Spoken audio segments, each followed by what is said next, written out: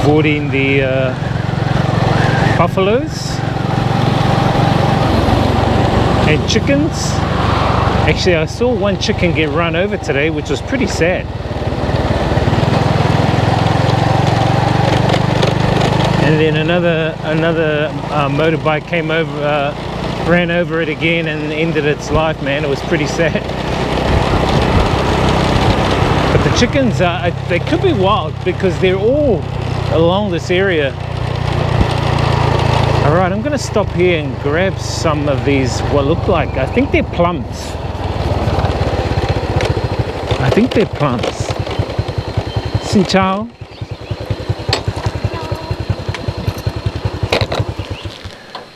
Bao nhiêu tiền? 1 kilo? Bao nhiêu tiền? 15.000 ạ.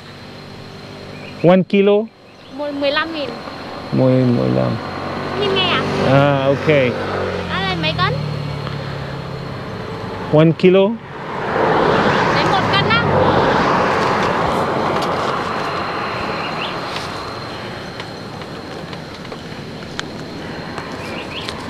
I think it's 15.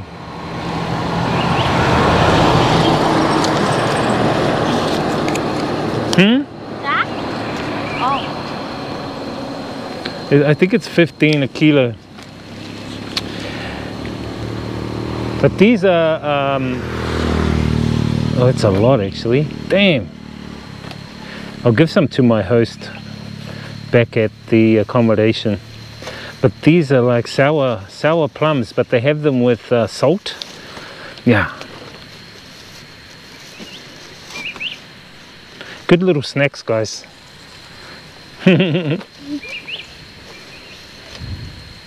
Okay.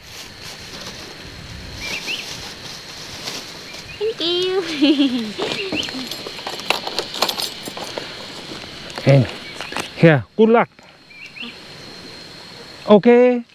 Give her a tip. Bye.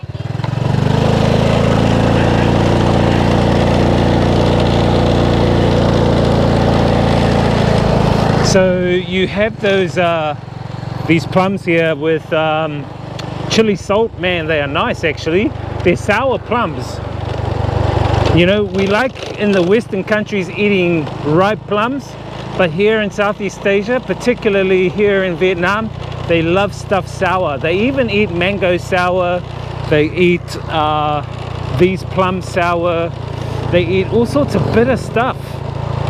And they have it with like chili salt, nice chili salt. I gave her a bit of a tip there. It's normally like